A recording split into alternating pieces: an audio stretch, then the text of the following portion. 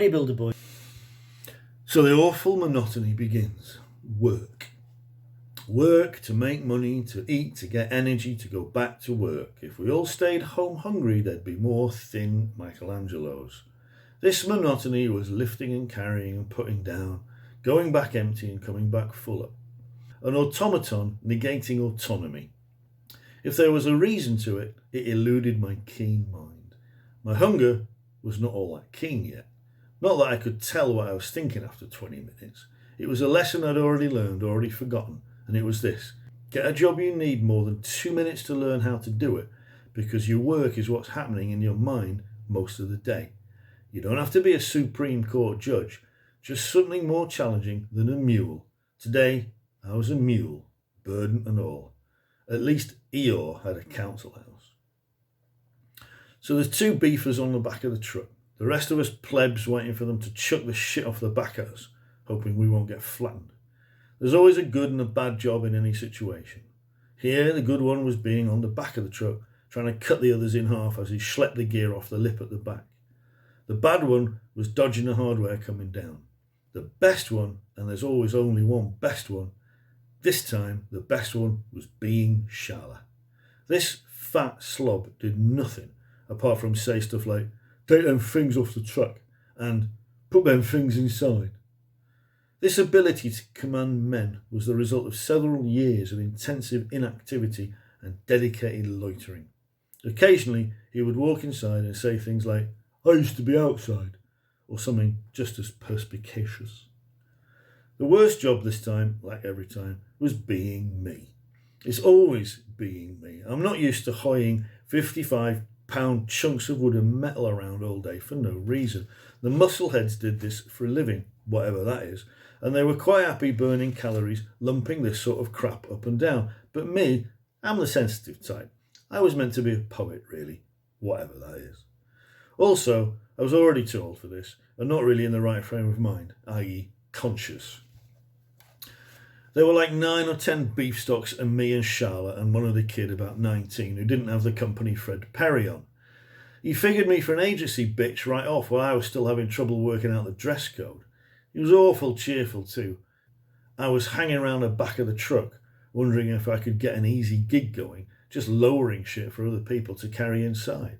But this dude comes up and decides to get to know his fellow worker. We end up carrying one inside together. Thanks to the laughing Charlie fuckwit, I thus penetrate the belly of the beast. I'm a sardine on Cannery Row. First, I'm introduced to the idea of an atrium, which in modern London is a place to put big flowers and a security guy who wishes he didn't have a job there. It's a very light place with no ceiling but plenty of lifts. Like a mall, except without the unforgivable mezzanine eateries and hunter-gatherer teenagers. We manoeuvre the slab into a lift and go up somewhere, then from there into the office space, the same on every floor, up and up until you die.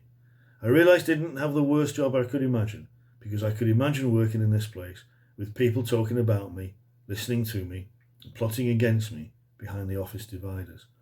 I think they were just paranoia reflectors, the office dividers. Like solar panels soak up light and produce electricity. They absorb looks and words and thoughts and make you think everyone behind them hates you. So maybe they were office dividers after all. This goes on. We go up and down, full and empty for a little while. I'm getting tired and trying to work out how much beer I've earned and if it's enough to stop yet. I don't know what time it was. It was just during, which it always is, between two times when you've started something but before you finished it. Your life is made up of these communion wafers of occupation, slipped under your tongue as you wait for eternity to start again. Sometimes overlapping, sometimes single servings. You could make a pretty pattern arranging them as they happen to you, like a flower blooming, the petals spreading out across your lifespan. You see what sort of shit goes through your head when you're not using it? I mean, blossoming wafers for fuck's sake. Get a job which it doesn't take you 2 minutes to learn and the rest of your life to forget, so your brain won't turn to jelly as soon as you start. You get employed and your mind packs up its suitcase and turns and waves goodbye from the front door as your scooped out body sprawls on the couch dribbling, up and down in the lift, just down in my soul.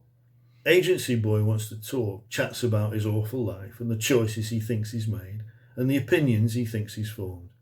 His dreadful future looms over his shoulder like a movie monster rising from the deep as the victim faces camera.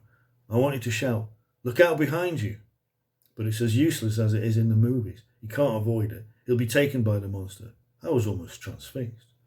There's no view, no variation, no variety. Carry, put down, go back.